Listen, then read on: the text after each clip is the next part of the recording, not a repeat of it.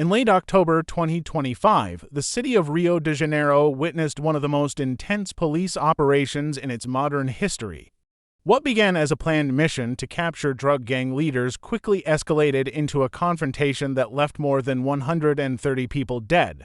Officials called it a successful strike against organized crime. Critics called it a tragedy, a moment that exposed deep problems in Brazil's long-running war on drugs. Rio's favelas are dense, vibrant communities built on the hillsides surrounding the city.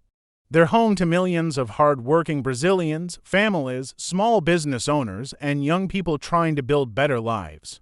But for decades, these same areas have also been caught in the middle of a war between heavily armed drug factions and Brazil's police forces.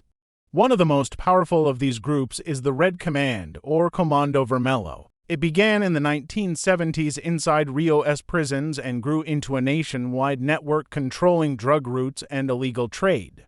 The government has long sought to dismantle this organization, but that effort has come at a tremendous human cost.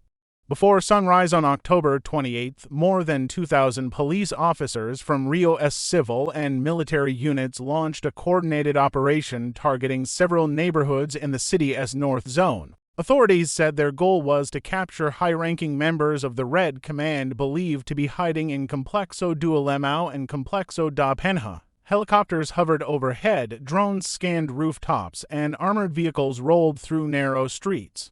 Residents woke to the sound of engines, sirens, and gunfire echoing across the hills. What was supposed to be a focused strike quickly turned into chaos. By mid-morning, multiple districts were reporting exchanges of fire between police and suspected gang members. Streets were blocked, public transport shut down, and entire families found themselves trapped in their homes, afraid to even peek through their windows. For hours, gunfire rattled through the densely packed buildings, leaving residents uncertain of what was happening just a few meters away. By nightfall, the true scale of the violence had become clear. Brazilian authorities confirmed dozens of deaths, while local organizations and journalists reported that more than 130 people had been killed. Among the victims were police officers, suspected gang members, and residents caught in the crossfire. Hospitals in the region were overwhelmed as emergency teams struggled to treat the wounded. Families searched desperately for missing loved ones, moving from hospital to hospital, hoping for news. Videos shared online showed smoke rising from the favelas, while residents carried the injured to safety using whatever they could find: doors, tarps, even wheelbarrows. Community leaders accused the police of using excessive force, saying that homes were raided without warrants and that many innocent people were caught in the middle. Officials defended the operation, saying officers were met with unprecedented resistance and that the high number of casualties reflected the heavy firepower of the gangs. Governor Claudio Castro praised the operation, calling it a decisive victory against organized crime. He said the raid had dismantled key criminal networks and restored control over areas long dominated by the Red Command. But critics, including human rights observers, journalists, and civic groups, said the cost was far too high. They questioned whether police tactics followed proper procedures and whether any steps had been taken to protect civilians during the operation.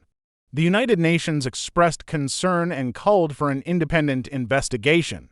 Brazil's Supreme Court also requested detailed reports from the authorities to determine whether laws were followed. International media described the event as the deadliest police action in Brazil's modern history, drawing comparisons to earlier raids that had already raised alarms about human rights violations. This was not the first time Rio's favelas had been the scene of large-scale police action. For decades, the city has relied on heavily armed raids to fight drug trafficking. While officials often claim temporary success, many experts argue these operations rarely solve the problem. They may weaken one faction, but another soon rises in its place. In the process, homes are destroyed, families displaced, and trust between police and communities eroded even further. Sociologists and crime analysts say Brazil's approach to security needs more than weapons, it needs reform. Poverty, lack of education, and limited opportunities are the roots of the problem. Without addressing them, they warn, every new raid only repeats the same cycle of violence. The favelas, despite being seen as conflict zones, are also full of resilience, people who work hard, raise families, and contribute to the city's culture and economy. They are not battlefields, they are neighborhoods in need of investment and respect. Residents described scenes of chaos and fear. One woman said she hid under her bed as bullets tore through the walls of her home. Another mother said her teenage son disappeared during the raid and she spent hours searching hospitals for him. Many residents expressed feeling trapped, caught between gangs who control their streets and police who appear only during violent operations. Despite their anger and fear, community members called for accountability, but also for hope, better schools, health care, and opportunities that would end the cycle of crime and repression. In the weeks following the raid, Brazil's Ministry of Justice promised a full review of the operation.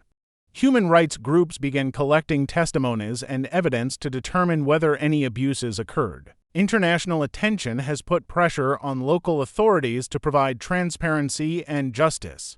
Yet, for the residents of Rio's favelas, life has already moved on, not because the pain has faded, but because survival demands it. The tragedy in Rio is more than a story of crime and punishment. It's a reflection of deep inequality and the ongoing struggle to balance security with human rights. As Brazil continues to fight organized crime, the question remains, can peace ever be achieved through force alone? The people of Rio's favelas deserve more than raids and fear. They deserve safety, dignity, and a future free from violence on all sides. Until those issues are addressed, the cycle will continue, and Brazil's war on crime will remain a war fought in the homes of its poorest citizens. This has been an in-depth report on the Rio police raid that became Brazil's bloodiest operation. Thank you for watching, and don't forget to subscribe for more global reports and investigations.